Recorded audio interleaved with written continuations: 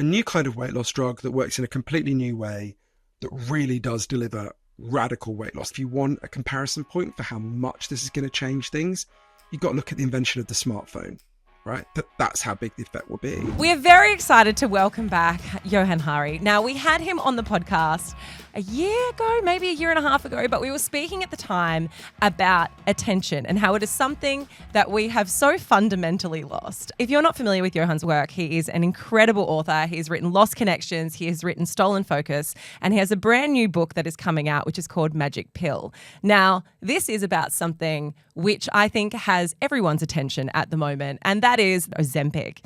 Now, in true Johann style, he didn't just try it. He didn't just do this for himself. He thought, well, if I'm going to take Ozempic, why don't I research it? Why don't I go all across the world and interview every single person who's ever had a part in Ozempic? And so we've so deeply wanted to do an episode on this, but we wanted to make sure that we were covering it in the right way, that we were speaking to someone who not only had tried it, but also had considered the good points and the really dark side of it, which I think comes across in media so often as well. Johann, welcome back to the podcast. Woo! I'm so happy to be with you. Hooray! Woo!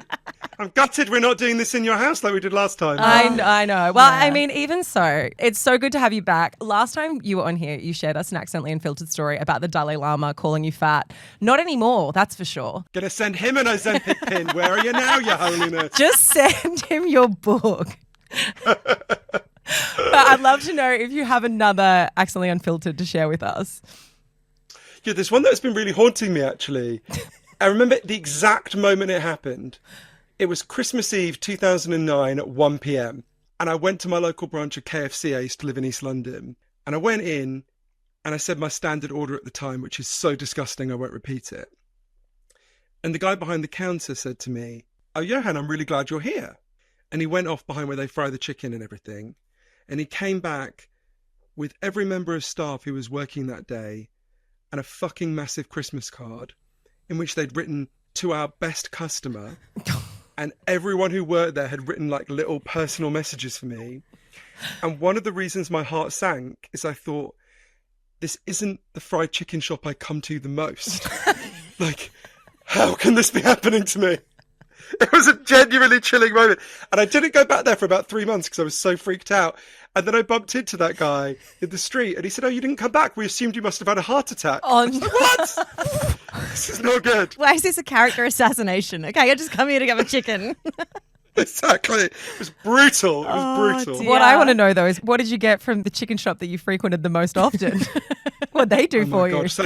So I could literally write a whole book about the fried chicken shops of East London. There's chicken, halal fried chicken, KFC, Tennessee fried chicken, which I always thought was the freakiest because Tennessee fried chicken, its logo is a chicken beaming and eating a chicken drumstick. And I was thought, I'm not sure cannibalism is really the like brand you want for this, right? It's quite disturbing. It's like basically the Hannibal Lecter of the chicken world will lure you in. It was really even chickens freaky. will eat this chicken. That's how good it is. Exactly. That's the message. Exactly. Oh, well, I mean, gone are the days of you indulging in fried chicken as a part of your most recent work, which is such a phenomenal read. But one thing I really wanted to start the conversation with was this discussion and kind of this deliberation that you had over using the words obese and overweight in your book. Can you kind of elaborate on that for us? Yeah, I'm really passionately opposed to stigma. I spend a lot of time in the book talking about the scientific evidence that stigmatizing overweight and obese people, which is something that obviously happened to me, I was obese a lot of my adult life, is really, really, well, firstly, it's just a form of bullying and cruelty, and we should oppose it just for that reason alone.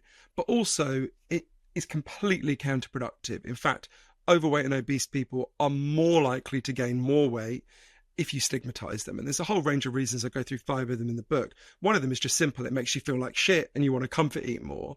But actually, there's a really deep reason why I think stigma is so counterproductive. And it was actually articulated really well by Lindy West, a really thoughtful body positivity advocate. She said, "You don't take good care of a thing you hate." And stigma makes people hate their bodies, right? It makes them think their bodies are bad, they're broken, they're disgusting. And the more you make people hate their bodies, they don't want to take better care of them. They just want to kind of not be present with the pain and shame that you're made to feel. So I thought a lot about, do I use these words overweight and obese? And there's a person who really helped me to think this through, an amazing woman called Shelley Bovey. So when I was a kid, it was just taken for granted on TV that fat people were like the butt of the joke, particularly fat women. You think about the Carry On films, for example, like Matron, this is always much worse for women. I know you know that much better than I do. So particularly fat women were just presented as ridiculous, the joke, people said the most hateful things about them. And the first person I ever heard challenge this was an amazing woman named Shelley Bovey. So Shelley grew up in a Welsh town called Port Talbot, and she was, as she puts it, the only fat girl in her school at the time in the 60s. And one day when she was 11 after class, her teacher said, "You are much too fat. It's disgusting how you look. You're a greedy pig," and just berates her and says, "Stop eating so much." And of course she leaves in this kind of shamed state. And Shelley really spent her whole life, her first 30, 40 years of it, just soaking up this abuse. She was constantly being told by the other girls in the school, "You're so disgusting." When she got pregnant, the first thing the doctor said to her was, "Well, you shouldn't be pregnant when you're as fat as you are." When she gave birth, she had a very difficult birth for various reasons. And she was lying there just covered in blood. And the midwife said to her, "You really need to lose some weight." When her baby couldn't feed properly, he wasn't attaching. She took him to the doctor. And the first thing the doctor said was, "Well, what are you trying to do? Make the baby as fat as you are?" So this is really horrifyingly common, right? 42% of women who have a BMI higher than 35 get insulted every single day, right? And so Shelley's soaking this up. And like a lot of people like me at one point in my life, she just thinks, well, I just deserve this, right? I am greedy. I'm a pig. And one day she learned that there was this movement in the United States. At the time, it called itself the Fat Pride movement. We would probably talk more about body positivity now. And Shelley kind of began to think about this horrendous prejudice that had been directed at her as really just a form of hateful bigotry, like sexism or racism. So she wrote this brilliant book called The Forbidden Body. It came out in 1989. That was the first book ever in Britain to kind of challenge this prejudice. And that's when I saw her on the TV. And of course, she was treated like a mad woman, like a joke, But it actually played a really important role in giving birth to the body positivity movement. And I went to meet Shelley when I was researching my book. But something happened after she wrote that book. Shelley was at the time 19 and a half stone. I can never do the conversion to kilos, you barbaric colonials, whatever it is. And she was losing her ability to walk. She was only 50, but she was actually being pushed in a wheelchair a lot. Her doctor told her he was really worried about her heart. She was having problems with her heart. And Shelley wanted to write about this dilemma. At the time, there was a kind of newsletter for the body positivity movement called Fat News. And they said, "Oh, no, we don't want you to write about that. We're here to write about the positive things about this." And she's like, "Right, but a lot of people who have the kind of weight I have do face health problems. That is just a fact, right? We have to live in reality. We should be able to talk about both." And she was kind of shut down a bit. But she really began to kind of try to pick through this and kind of go, the way she explained it to me when we met up is, it's not either or. It's not either you're against stigma or you're in favour of telling the truth about the physical harms caused by obesity. Obesity makes over 200 known diseases and complications more likely, many of them hugely more likely. It's not either or, right? If you love someone, if you love yourself or if you love someone who's obese, you want to protect them from two things, if you possibly can. You want to protect them from stigma and bullying. And if possible, you want to protect them from, the harms caused to their body. And Shelley looked at the scientific evidence around this and just saw that it is just really overwhelming. As the World Health Organization says, they define obesity as carrying excess weight that can harm your health. I'm very open to criticizing medical consensuses. I've done it in the past, but I looked at the evidence for this, and the evidence, I'm afraid, and I desperately wish this wasn't the case, is absolutely overwhelming. It's one of the most proven things in the whole of science.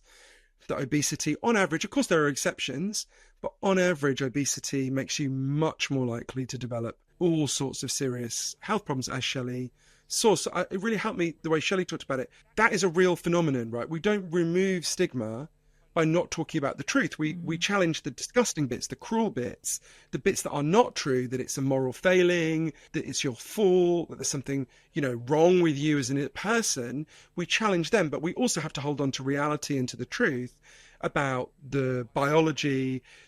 So that's why I think we have to find our way through this with all of the stuff in relation to these drugs and the obesity debate.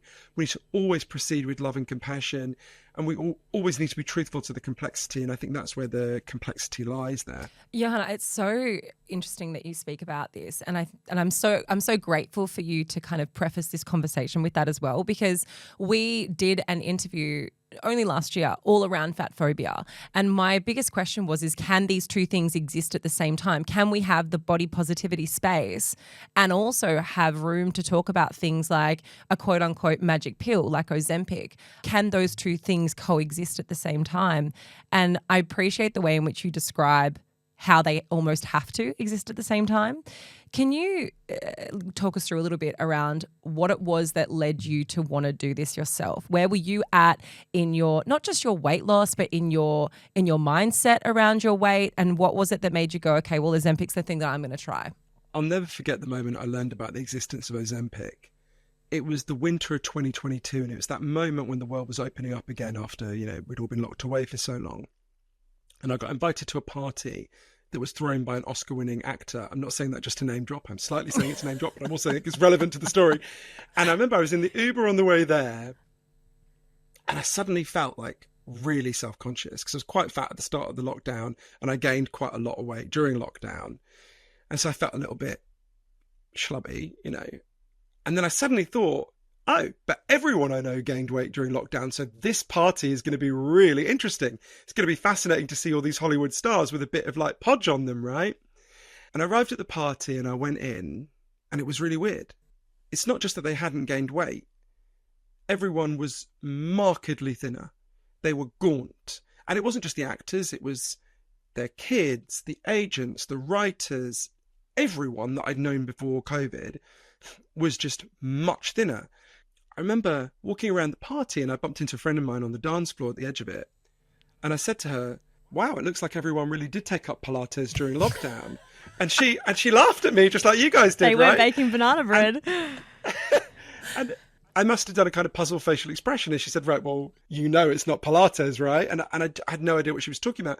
And she pulled up on her phone an image of an Ozempic pen. She actually wasn't on it. And that's when I learned, I guess I must have learned a little bit that night, but I learned over the next few days that then is a new form, a new kind of weight loss drug that works in a completely new way that really does deliver radical weight loss. The average person who takes Ozempic loses 15% of their body weight in a year. For Mounjaro, which is the next in this class of drugs, it's 21% of their body weight in a year. Oh, wow. And for the next kind, which is called Triple G, which will come on stream probably next year, the average person loses 24% of their body weight, which is only a little bit below bariatric surgery. And it was the weirdest thing. I don't remember with any topic in my life, I think, where I've ever felt so divided so quickly. So I immediately could see the benefits, right? I'm older now than my granddad ever got to be because he died when he was 44 of a heart attack. I've always been worried that I was fat because obesity makes heart attacks much more likely, along with lots of other problems. So I could see, wow, if there's a drug that massively reduces or even reverses obesity, that's going to have health benefits, right? But I also immediately thought, wait a minute. I've heard this story before. Every 20 years, going right back to the First World War, a new miracle diet drug is announced. People stampede to take it. Loads of people take it. And then we always discover it has some horrendous side effect, gets yanked from the market, and, leaves a trail of broken people in its wake. I also was really worried about body positivity. What would it mean for the progress we've made there? What would it mean for people with eating disorders? Totally. Just straight away, I could think of so many issues. And it was weird. I just thought, well, I need to understand this. So I started taking it, but mostly for the research, but also it's an interesting question if I would have taken it had I not been writing the book. I might have. And I went on this big journey all over the world from Iceland to Minneapolis to Tokyo to interview over 100 of the leading experts and people affected by this, the biggest defenders of these drugs, the people who created key parts of them, their biggest critics. And it's the weirdest thing. I know so much more than I knew at the start about the benefits of these drugs, about the 12 big risks associated with these drugs, about what they're going to do to the culture, how they're going to change women's lives in particular, I think. But weirdly, after all this journey, it's never happened to me with a book before. After all this journey and learning all this stuff, I'm still really conflicted about it, right? I don't have a kind of neat little, and now, dear reader, here's the 3 things you should do, right? It's weird. I feel better equipped to understand it, but I feel very conflicted. You touched on something, and I think it's really important for us to not skim over it, and that is how this could affect people who have disordered eating. People who are already slim, who are so deeply affected by the culture that we have to be the skinniest that you possibly can be. Because I think we can all understand the benefits for what this could do for someone who is at the health risk of being overweight. But what about for those people who see this, oh, well, maybe I could take it and it would be a wonder drug for me to get even skinnier? I've got a lot of worries about these drugs, but this is the biggest, right? The worst moment for me by far in working on the book was, to forget how long in, it must have been 4 or 5 months to me taking the drug. I was FaceTiming with my niece, Erin, she's the baby of my family. She's the only girl that my brother or sister had. And in my head, she's sort of fixed as a 6-year-old. She's actually 19 years old now. But whenever she gets a boyfriend, I always want to go, get away from her, you paedophile. But like, oh no, actually, she's an adult woman, right? And her boyfriend's always very nice. But one day we were FaceTime. So no one makes me more protective than Erin, right? And one day we were FaceTiming. She was in a pub in Liverpool where she's a student. She was like teasing me a little bit and like, oh, I never knew you had a neck before. I never knew you had a jaw. And saying, oh, you look good. And I was sort of preening. And then suddenly she looked down and she said, will you buy me some Ozempic? And I laughed because I thought she was kidding. She's a perfectly healthy weight. And I suddenly realized it was actually a sincere question. And I was like, what the fuck am I doing? All her life, I've been trying to give her this message, don't be judged by being skinny, be yourself. And I thought, what am I doing? And I had to really think this through and think about, well, I think there's 2 very different categories here. There's people who are overweight or obese who are taking these drugs to get down to a healthy weight. And then there are people who are already a healthy weight or skinny. And by the way, Erin didn't start taking it, obviously.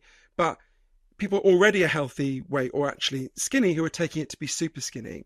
And I don't judge any of those people. The enormous pressures on women, and you don't need me to mansplain this to you, but there's nothing women can do with their bodies that doesn't get them shit. It's funny, I said to a female friend of mine the other day, I feel a bit funny going into interviews about this book because for the first time in my life, I feel like people are going to sort of be scrutinizing my body and looking at me going, oh, well, he says, there's benefits. Let's see him.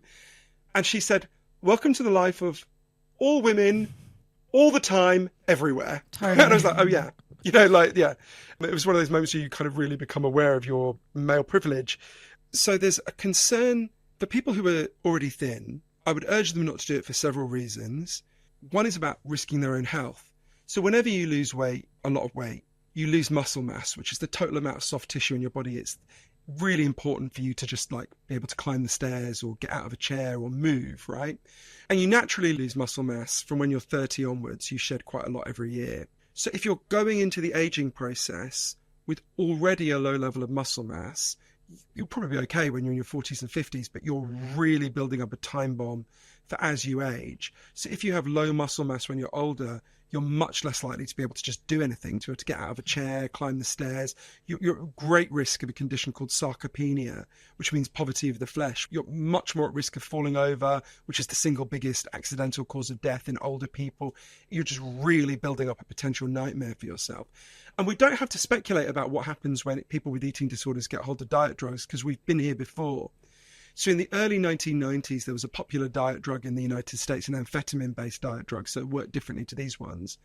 But huge numbers of young women with eating disorders, is overwhelmingly young women, not young men, were getting hold of these drugs and just starving themselves with them. There was a congressional, in the US, there was this really heartrending congressional hearing that this young woman called Jessica McDonald testified. She wanted to be a ballet dancer, and she described just taking so many of these amphetamines that she would just pass out from the hunger. But the most moving testimony for me was a man named Tony Smith, he was from State Center in Iowa. And his daughter Noelle, from when she was a little girl, had been obsessed with the idea that she was fat. She was constantly saying, Daddy, am I fat? Am I fat? Why am I so fat? When he would take her to the supermarket, she would run to the fashion magazines. And she would just say, Daddy, why don't I look like these women? What's wrong with me? And she started taking these amphetamine-based diet drugs. And when she was 21, she died of a heart attack because she'd starved herself. And he read out this poem she'd written about how she would think about food and she'd say, I want to eat, but not yet, not yet. And I spoke to experts on eating disorders like Dr. Kimberly Dennis in Chicago, who's one of the leading experts in the United States on eating disorders, who's already seeing patients coming to her with this. So I'm really worried about this. This is something where we can do a lot to prevent this harm, and I really urge people, because it hasn't arrived really in Australia yet, urge your senators on this. There's a very simple thing you can do that could forestall quite a lot of this harm. So in the US and Britain, you can get these drugs over Zoom, right? Your doctor is meant to check that you're not already thin, but that's pretty hard to do on Zoom, right? How can they measure you on Zoom? It's not easy. So what Dr. Dennis says, I think she's absolutely right. These drugs should only be prescribed in person by doctors who see you and doctors who are trained in spotting eating disorders. And obviously, if you're not overweight, they absolutely shouldn't give the drug to you. But also, if they think you've got a history of eating disorders or you're at risk of eating disorders, you should be given alternative forms of help, not ones with these risks. Yeah, I mean, Johann, I think maybe it might be important for us at this point because we've been talking about previous weight loss drugs, ones that were somewhat amphetamine-based. There are a variety of these types of things. Can you explain for us how Ozempic actually works and why it's so different to the ones that we've seen in the past? It's a totally new kind of mechanism. I interviewed the scientists who actually discovered this mechanism. It's really fascinating. So basically, if you ate something now, if you eat enough, your gut will produce a hormone called GLP-1, really important hormone. It's basically part of your body's natural system just saying, okay, you've had enough, stop eating now, right? You're full. But natural GLP-1 only stays in your system, in your gut for a couple of minutes, and then it's washed away. What these drugs do is they inject into you an artificial copy of GLP-1. But instead of staying in your system for just a few minutes, they stay in your system for a whole week, which has this really weird effect. I will never forget a moment. So 2 days after I first took Ozempic, I woke up and I was lying in bed. And you know, you're just coming round, and I had this feeling, and I thought, I feel something really weird. What do I feel? And I couldn't figure out what it was. I couldn't locate what the sensation was. And I suddenly realised I'd woken up and I wasn't hungry. Every day before that, I remember often I would be woken up by my stomach rumbling. I'd be woken up by being hungry. And I was like, oh, that's a bit weird.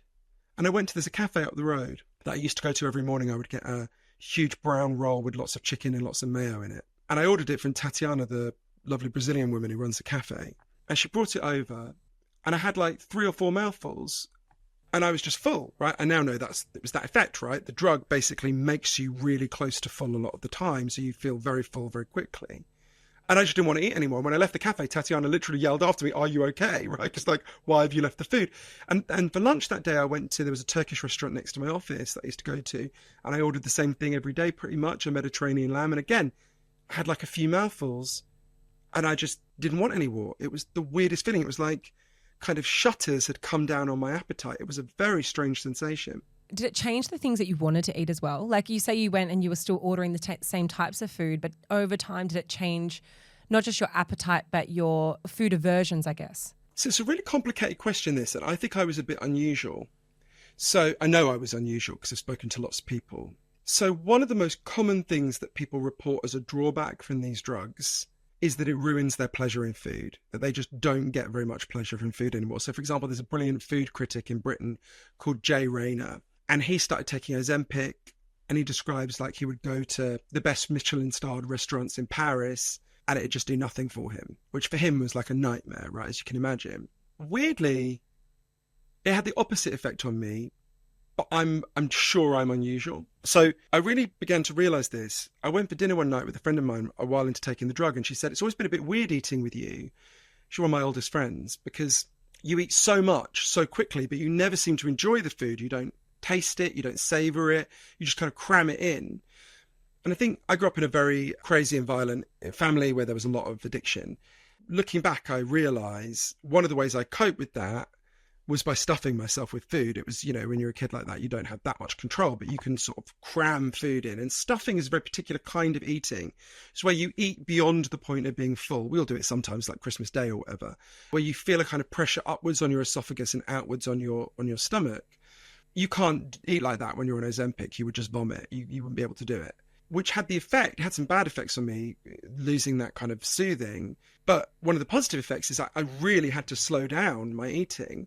So actually I started kind of tasting food a bit more, and I don't want to overstate it. I haven't become Jay Rayner. I'm not like, you know, I'm never going to be a foodie. That's not who I am. But actually I've started to enjoy food more. But for the first 6 months or so, I was basically eating smaller portions of the same old shit, you know, like I would go into McDonald's and instead of getting a large Big Mac meal and 6 nuggets, I would get like a hamburger. But then after 6 months, I did start to, I learned to cook. I'm ashamed to say I was 44 years old. I had no idea how to cook. So I did start to learn stuff like that. And it did really help me, but it took a while for that adjustment to kick in. And I still, like today, I've eaten basically smaller portions of the old shit I would have eaten. I've not been very good today. So, you know, I'm so interested by what you just said. You said, I've not been very good today. And I think that is so reflective of the way that we've been conditioned to think about food, weight. All of this stigma is so deeply ingrained in us. To be honest, when I was reading your book, I actually had a moment where I put the book down and I sat and I thought about the question that you asked. This is what you said. Uncomfortably, I asked myself, do you have this psychological objection to these drugs because at some level you believe that obese people don't deserve to be healthy? Johann, why is it that we think diet drugs like Ozempic are cheating? Why do we have such an aversion to people taking this quick route to weight loss? I think there's a lot of reasons, and I really struggled with this myself because I felt I was doing something wrong. When I was taking these drugs. I don't mean I felt like I was taking risks with my health. I knew that, right? I knew there were risks associated with these drugs. I'm sure we'll talk about them. I don't mean that. I mean, I felt like I was doing something morally wrong. Kept thinking, this is really weird. Why do I think that? Like, I've got a friend, one of my best friends, takes statins, right, for his cholesterol. And I never look at him and go, oh, you fucker, getting ahead of me on cholesterol with these drugs, cheating. It would never occur to me. I would think someone was mad if they said that, right? And I was like, well, what's the difference? And I think there's a few things going on here. It's so interesting. These drugs bring to the surface so many things that we push down, that are sort of there in the culture, but we don't really think about. They're leaching them out. They leach them out for you as an individual psychologically and in the culture. There's two very deep ways of thinking about overweight people in our culture. So one is that they're sinners. And I looked at the history of this. You go right back to the 6th century. The Pope Gregory I, is the first person to lay out the 7 deadly sins, right? And one of them is gluttony. And it's always depicted as like some overweight person, depicted to look grotesque, kind of overeating. Think about the film Seven, right? And that is so deep in our culture, the idea that overweight people are sinning. And one of the ways you know that is there's only one kind of weight loss we admire.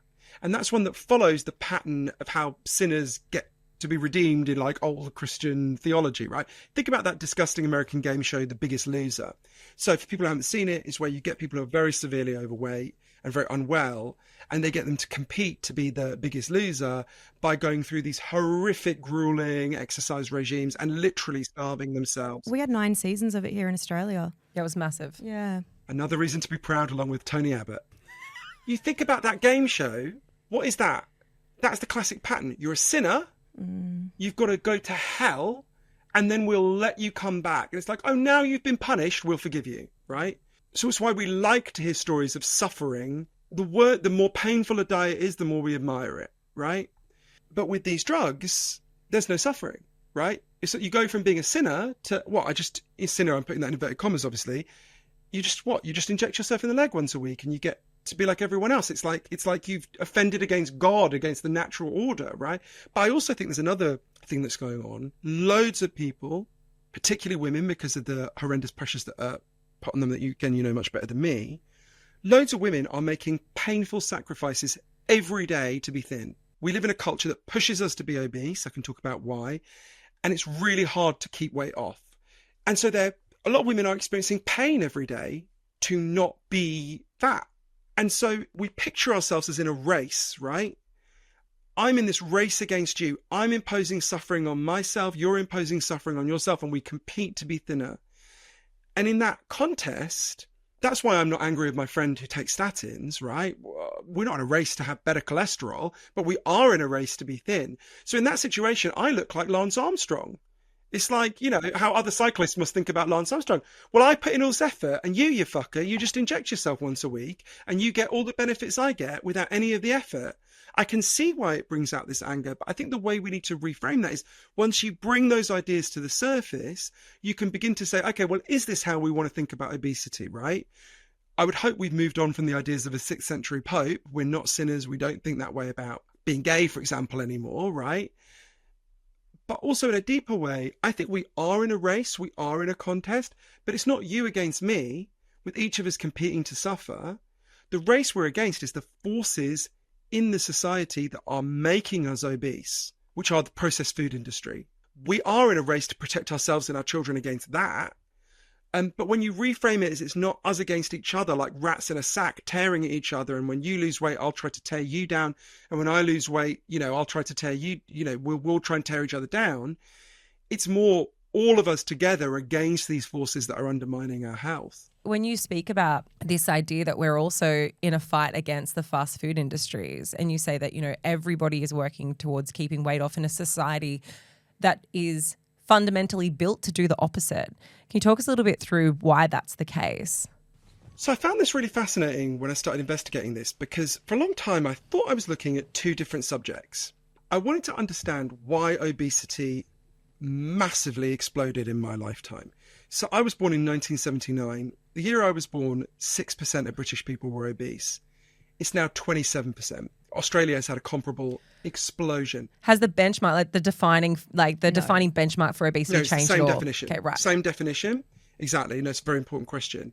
So between the year I was born and the year I turned 21, obesity doubled in the US, and then in the next 20 years, severe obesity doubled again. Wow. Right. So this has never happened in the whole of human history. It's a really interesting example in Australian history, actually. Just Google, you know, when Harold Holt, your Prime Minister, drowned, I think it was 1966 or 1967. Just Google. So people, random Australians who were on the beach, go and look for him that day, right? And you look at it, the footage of them, it looks really weird to us because everyone was skinny. Everyone on that beach was skinny, right? What we would call skinny. And you look at it and you're like, well, where was everyone else on the beach that day? Was it like a skinny person convention? And then you look at the population figures for Australia. That is what Australians looked like in 1967, right? There were almost no obese people in Britain and Australia in 1967. Ask your parents when they were at school, were there any obese children in their class? There was usually one in a class of 30. And actually, even if you look at what the kids who were thought of as overweight then, they would not be thought of as overweight now. I think, well, that's really weird, right? That's never happened in 300,000 years of humans existing. And then in my lifetime, it blows up. Why? And I was also looking at, obviously, how these drugs work.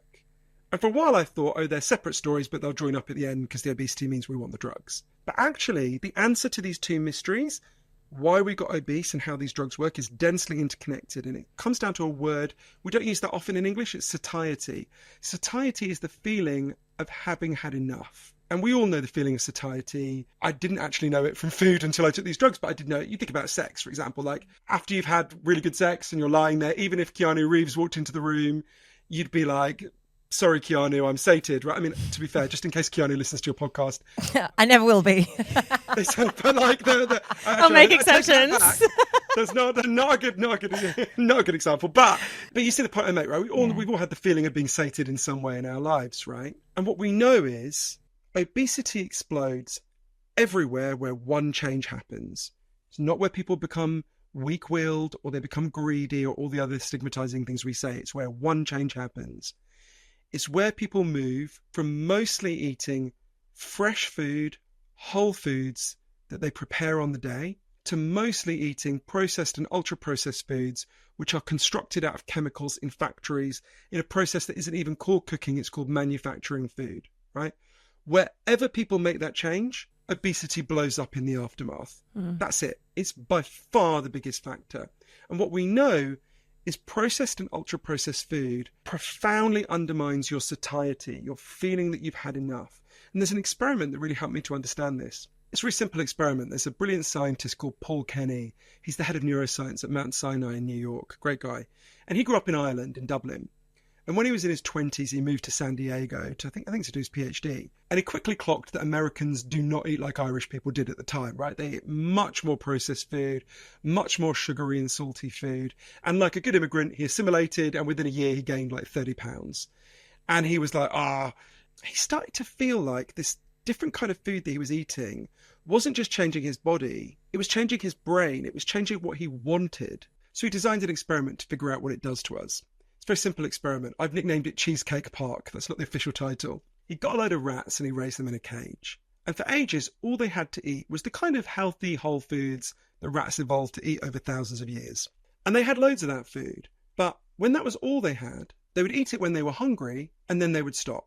Right? So when they had the kind of natural foods that they evolved to eat, they had a kind of nutritional wisdom that meant they ate when they were hungry and just knew to stop at that point. They never became overweight or obese. Then Professor Kenny introduced them to the American diet.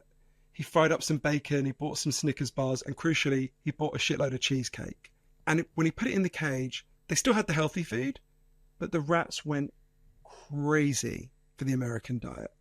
they would hurl themselves into the cheesecake and eat their way out and emerge just totally slicked with cheesecake, covered in it.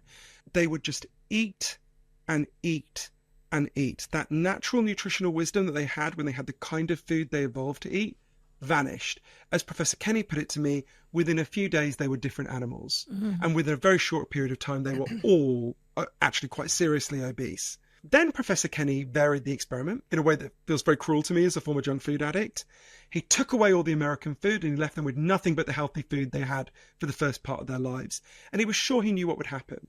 They would eat more of the healthy food than they had before, and this would prove that junk food expands the number of calories you eat in a day. That is not what happened. What happened was much weirder. Once they'd had the American diet and all they had left was their healthy food, they refused to eat the healthy food. It was like they no longer recognized it as food at all. They shunned it. They only went back to eating it when they were literally starving, right? Now, this fits with a much wider body of evidence with human beings. What we know is, and I go through 7 reasons why I can explain them, but processed food and ultra-processed food profoundly undermines your ability to get a signal that you are full, that you've had enough.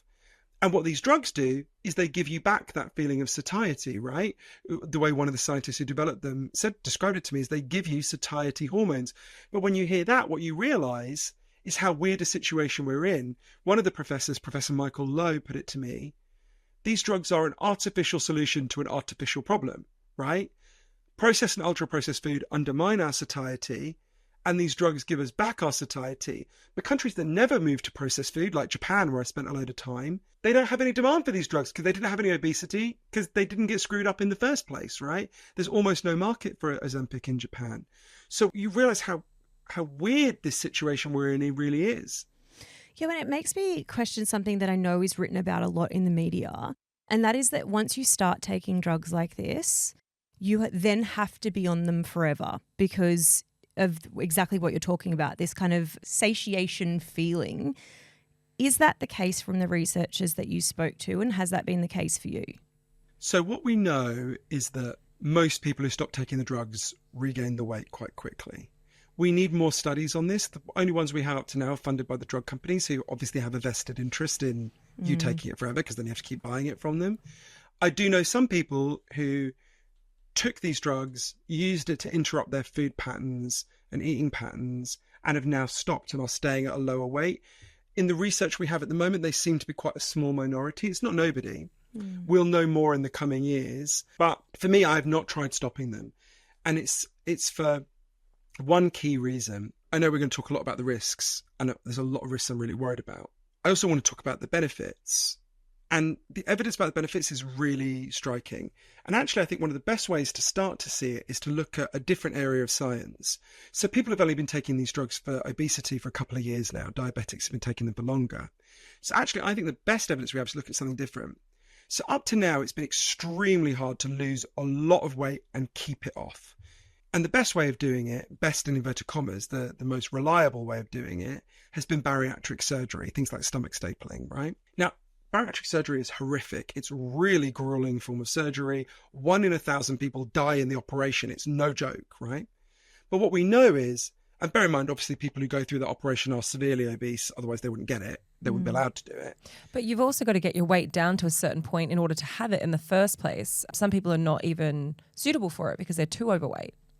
Exactly. So they've got to cut down. You have to have been in a pretty bad state with obesity, kind of unhealthy state with obesity to get it. So why do people take this extraordinary risk? It's because of what we know about what happens next. So if you have bariatric surgery, so you massively reduce your obesity, in the 7 years that follow, you are 56% less likely to die of a heart attack. You're 60% less likely to die of cancer. You're 92% less likely to die of diabetes-related causes. In fact, it's so good for your health that you're 40% less likely to die of any cause at all. And what we know is with these drugs, they move us in the same direction. So we know from the best long-term studies so far that if you take these drugs and you started with a BMI higher than 27, you are 20% less likely to have a heart attack or stroke. And for me, that was the thing that just decided it. For me, what we've got to do is carefully weigh the benefits against the risks, because realistically for me, I would have carried on being obese. I had tried dieting many times. It had always failed in the long term. So for me, I had to weigh the risks of these drugs versus the risks of continuing to be obese. And given my family's history, my granddad, as I said, died of a heart attack when he was younger than I am now. My dad had to have quadruple heart bypass surgery. And that wasn't even his dad, who was my granddad. That was the other side of my family. My uncle died of a heart attack. My other uncle had to have a pacemaker. Given all of that, I thought for me, and given that many of the risks that I'm really worried about don't apply to me, I don't have a history of eating disorders. I'm worried about the risk for pregnant women. Obviously, I'm not at risk of getting pregnant. The pleasure issue didn't come up for me. There's a big issue around thyroid cancer. I don't have thyroid cancer in my family. So for me, that calculation went that way. But lots of very reasonable people reading about the risks that I write about in Magic Pill will look at it the other way. And well, the risks will apply differently to them. So yeah, that was why I've not taken a break from it, because I just thought, okay, for me, the heart issue is so significant that I'm going to stay on it for now. Justifiable almost, for you weighing up the pros and the cons. But I think something else that I learned about from your book was this increased risk of things like pancreatic cancer. And these are the things that we currently know about.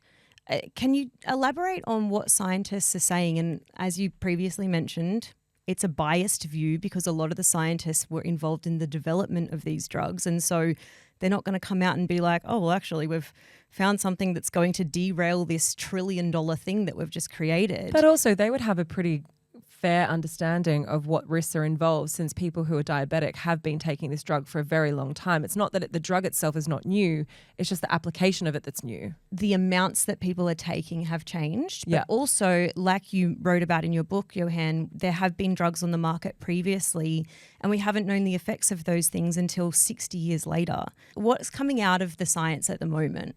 Yeah, I obviously dug very deeply into this. I was worried about it for myself and for the millions of people who are taking these drugs. So when you ask the experts about safety, these are serious scientists who I don't think would cover up harm. I know they wouldn't. They're very serious doctors. When you talk to people about safety, a lot of them say a point that is true and should give people some sense of security, which is, like you say, people have actually been taking these drugs for quite a long time. So some people won't know, but in addition to having this effect on your appetite, these drugs also stimulate the creation of insulin, which is what diabetics are lacking. So diabetics have been taking them, including in Australia, for 18 years now. So what a lot of the scientists say, look, if there was some disastrous short or medium-term effect beyond the well-known side effects like nausea, we would know by now. If it made you grow horns, the diabetics would have horns, right?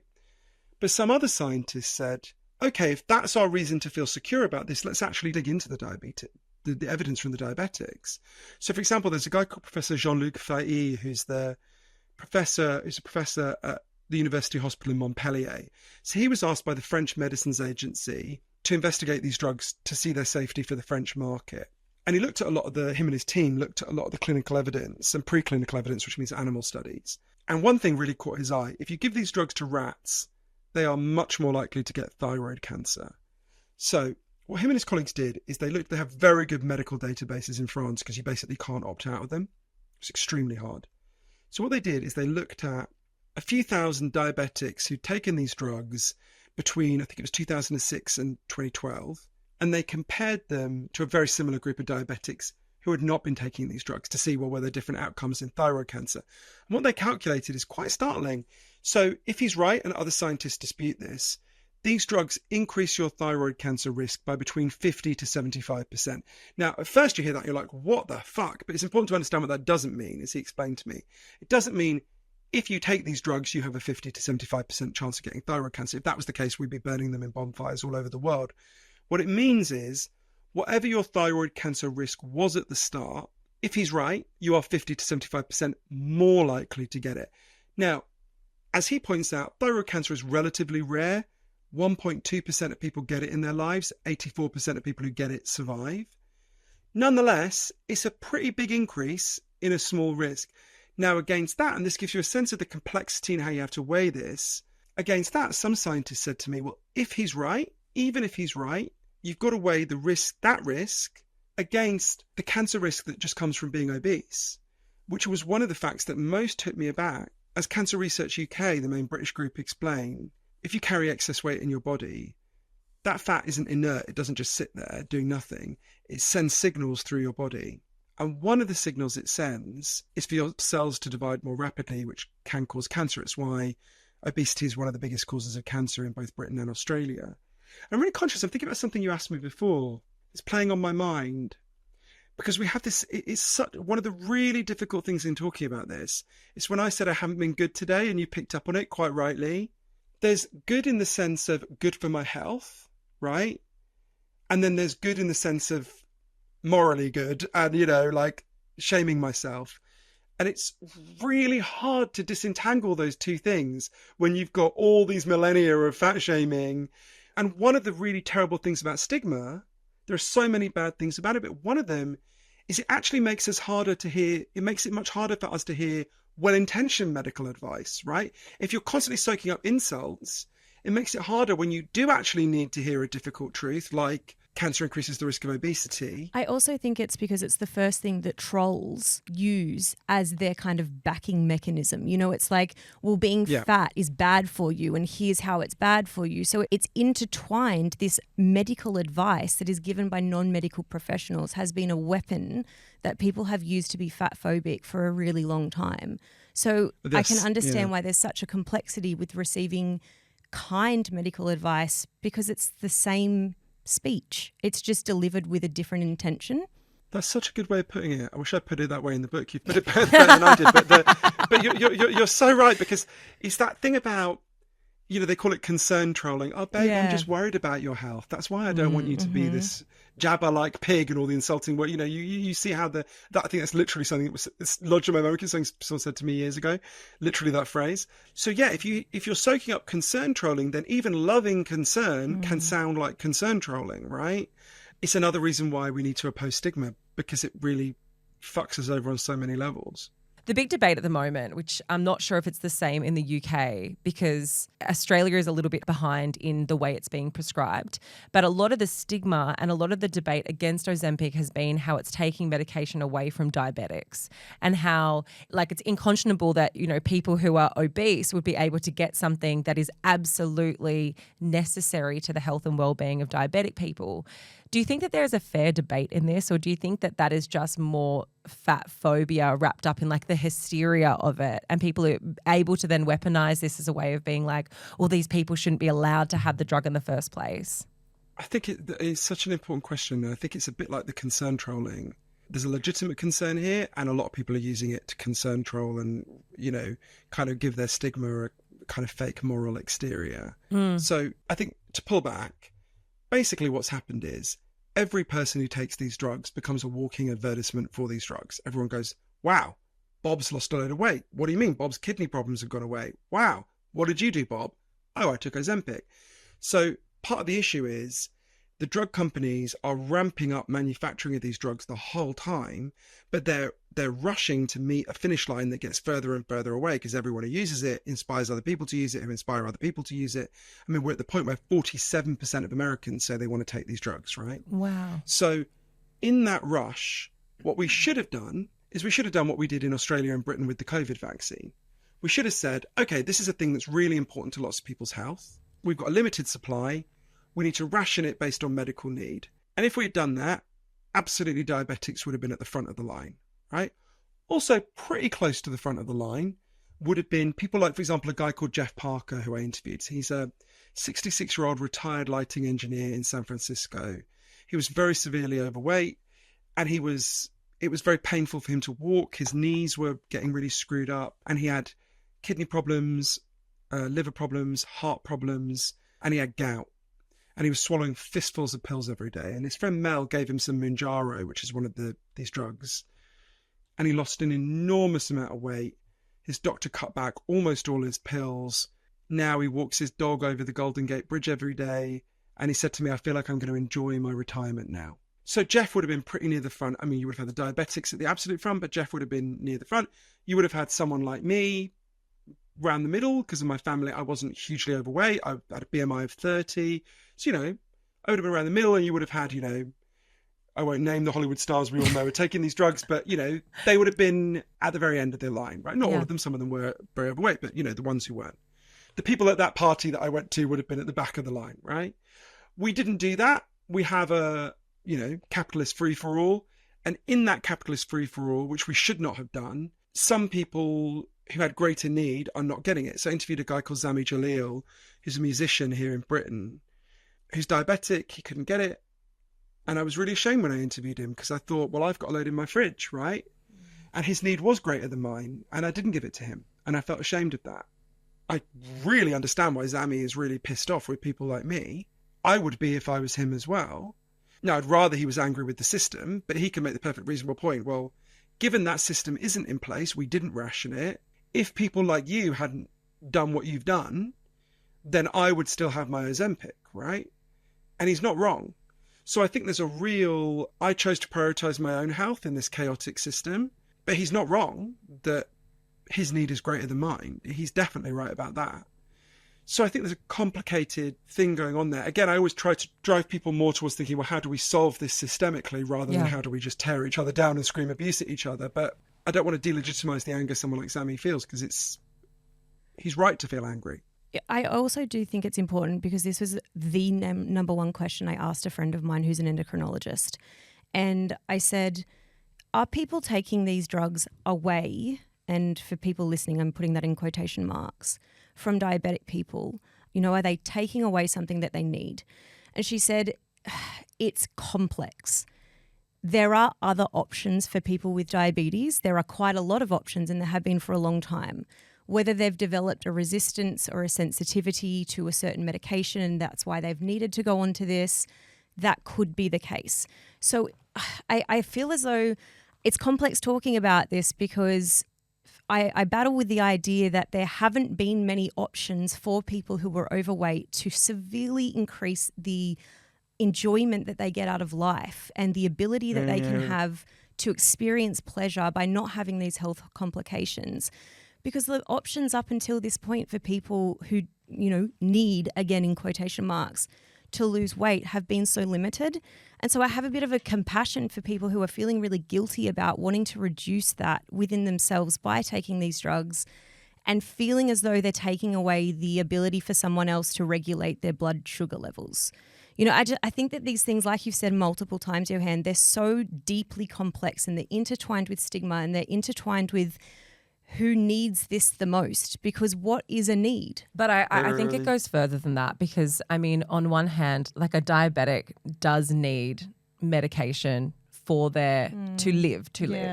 And I don't think that we can. We have spoken a lot about health on this episode, and I think that is by far for people who are chosen to take Ozempic for obesity, for being, you know, dramatically overweight, that is such an important thing. But then when we talk about this line, this order of priority, we cannot not mention or not speak about the fact that people take it as well because there is an aesthetic to it. Weight loss does have a physical aesthetic that we praise within society, you know, and I say this from, you know, I work alongside my co-host who's lost a dramatic amount of weight, 45 kilos in the last year.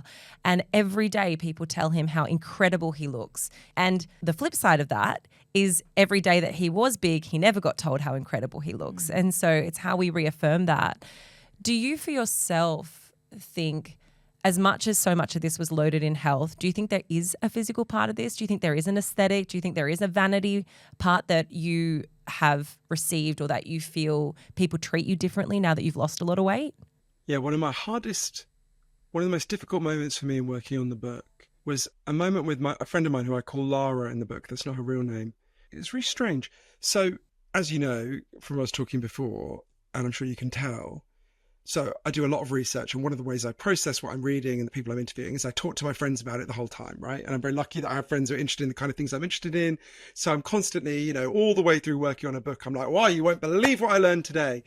And most of my friends were really, really interested in the stuff I was learning, right? For different reasons. And Lara is one of my oldest and closest friends. And she was not interested in what I was learning. She's not overweight, so it wasn't like a personal sensitivity. And I could tell I was kind of pissing her off as we were talking. I thought, that's a bit weird. And she was in London. She doesn't live in London. And she was in London one day. We went out for dinner. And I was talking about, it was actually just after what happened with my niece, that moment with my niece. And I'm talking about how, you know, thinking about eating disorders and doing the research on that at the time. And she's like, I can't listen to this bullshit for another fucking moment. And I was like, what? And she said, you are not being honest with yourself.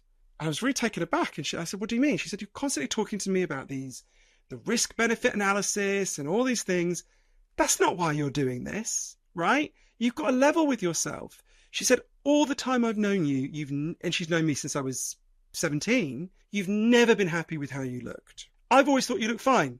You've never been happy with how you looked. This is not about health for you. This is about vanity, right? And just admit that to yourself. And I was kind of going, and she was overstating it. I knew there was a real health concern for me, but I was like thrown into this moment of doubt, having to acknowledge there was also a lot of truth in what she was saying. And I was kind of pushing back a bit. She said, be honest with me. If this drug gave you all the health benefits that it currently gives you, but it also gave you boils on your face, would you take it? And I had to be honest, the answer is no, I wouldn't. I definitely wouldn't, right? She said, well, doesn't that tell you something? And it's complicated, isn't it? Because part of what happened is I felt physically better. I actually felt emotionally worse. We can talk about that for the first 6 months. That's a separate thing. But I felt physically better, and I was getting exactly the feedback you're getting from your co-host, right? I mean, literally, like 4 months in, my neighbour's hot gardener, who I've been walking past for years, hit on me and gave me his phone number, right? I was getting a lot more male attention. I could feel I was higher status in this culture. Was that part of my motivation? Yes, it absolutely was. And I suppose it's funny when I say that, because how would I put it? I feel embarrassed to say that, because it feels like, oh, if I talk to you about health, it's I could talk to you in these moral tones. I'm a journalist talking to you about morality, and it feels superficial. Yeah, it feels superficial. It feels vain. That's not. No one ever uses that word as a compliment, right? Oh, I went on a great date with a guy who was really vain, right? No one's ever said that, right? It's not. So yes, that was and is part of my motivation, and I can't separate that from. I mean, I can sort of intellectually, theoretically separate it from the other stuff, but I can't really separate it. I think it's also a really big contributing factor as to why people lie about taking it. So many people who are using Ozempic to assist in their weight loss lie about taking it. And you even mentioned in the first couple of pages of your book, you were like, more women lie about it than men do. Men seem to be more okay with being open about the reasons and what they're taking. But we have a culture where the people who are taking it, because it's shameful, because there's so many opinions, because it's this idea of cheating, because there's vanity loaded into it, it's so complex that it's easier to just say, well, I started eating healthy and walking more. It was Pilates in lockdown. It's easy to say that. And unless there has literally been an outbreak of dysentery in Malibu, like a lot of those people are not.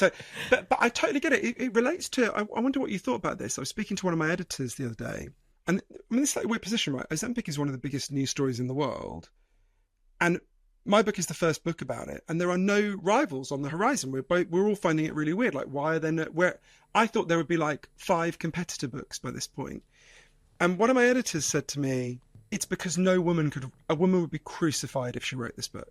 A woman would just be absolutely crucified. And so that rules out, like, whatever it is, 60% of books are written by women, right? So you've automatically ruled out 60% of your competitors. Does that ring true to you?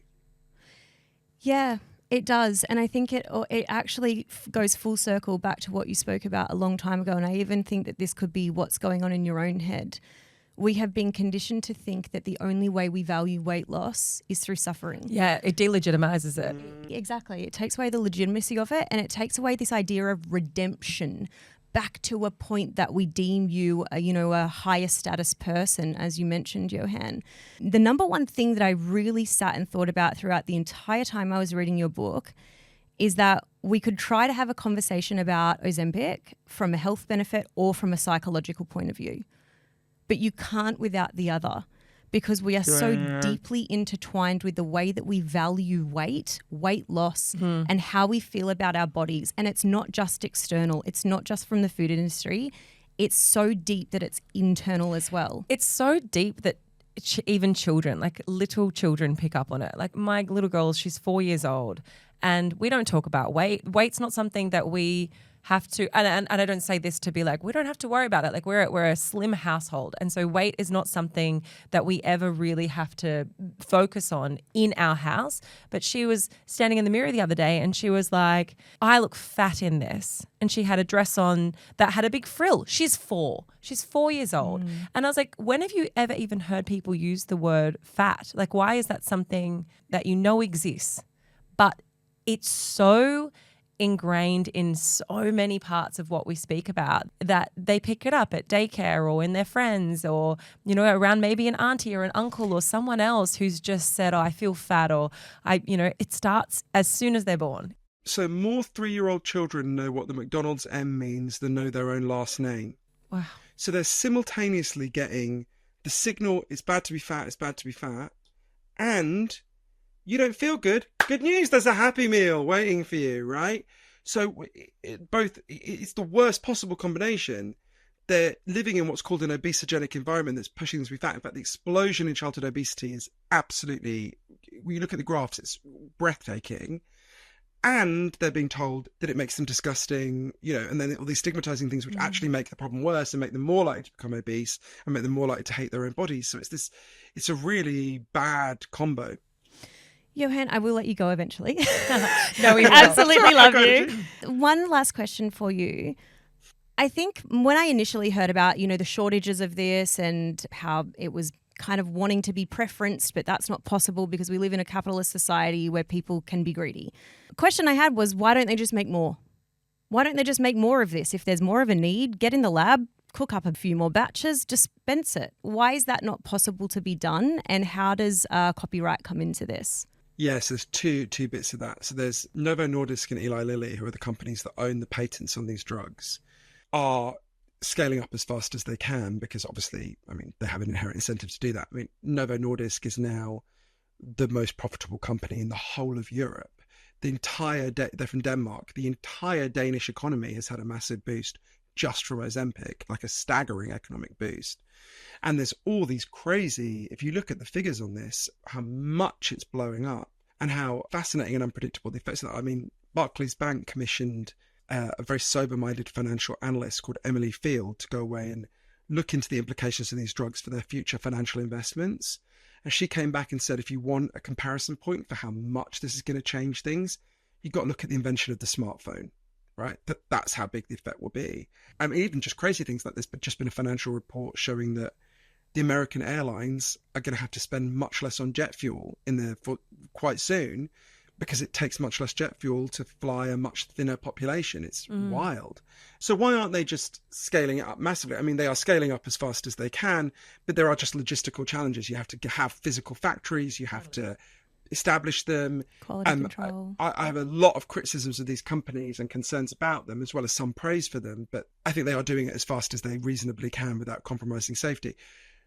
But you asked about a second thing, which is about patents, which is really important. So at the moment, these drugs are unbelievably expensive.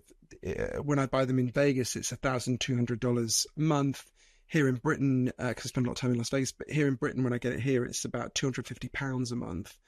So it's not actually that expensive inherently to make them. It's about $40 a month just to make them. The rest of that goes in profit to the drug companies, who argue, look, we developed this. We developed lots of drugs that never come to anything. This wouldn't have happened without us. There's some truth in that.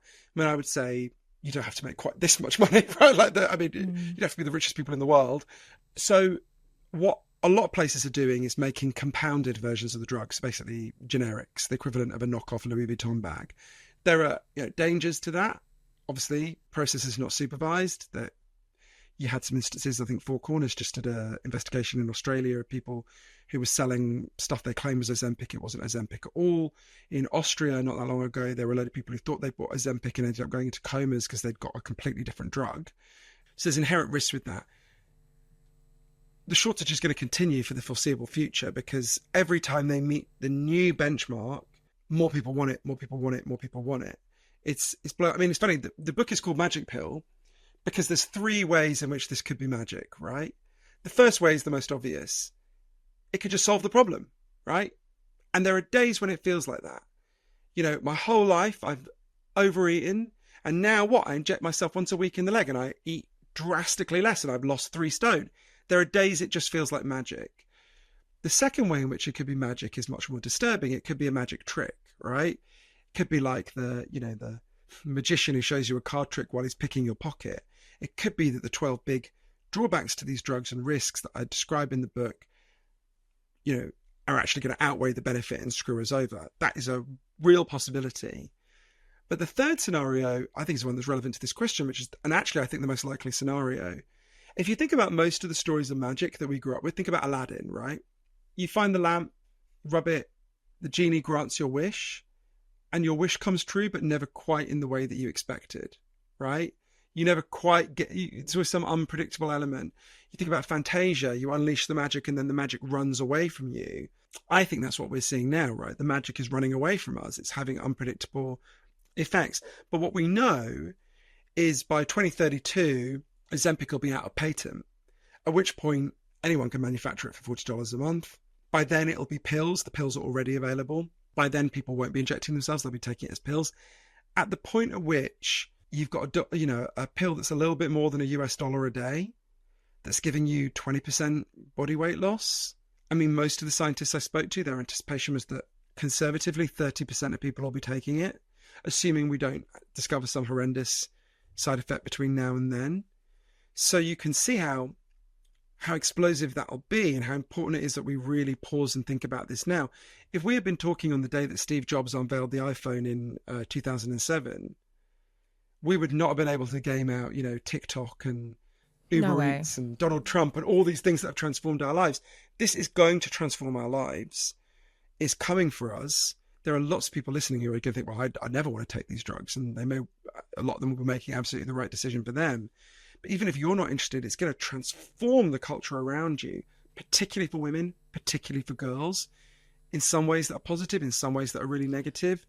I think we really need to take a beat and really think about it and what this is going to mean for all of us. Johann, thank you so much for coming and for being a part of the podcast. You're an absolute delight. We love having you on. And just for how even-handedly you speak about it, I think it's so important because, we would hate to have this conversation and for someone to walk away from it and think it's the magic fix or for it to be promoting something that is unsafe, but it's very real. And I think there's so many people who are interested in finding out more, but no one wants to talk about it. That's the reality. Yeah, it's funny. I'm not normally a very even-handed person. It's just, I think actually the truth with this is quite even-handed. I think it is genuinely complicated. One of my favorite writers, Graham Greene, said, when we are unsure, we are alive. And when I was working on this book, I really felt quite alive to the grey in the middle and I don't think it'd be much use to people to write a book going, yay, Ozempic, woo, or boo, boo, no good, nothing good here. I do think the reality is in this much more interesting and complicated and hooray. I really enjoyed talking to you guys. Thank you so much. I meant to say, or my lovely Australian publicist, Hermione, will taser me that people who want more information about where to get the audiobook or the physical book can go to magicpillbook.com. The links to Johann's book, his website, his social media that he doesn't use very much will all be in the show notes.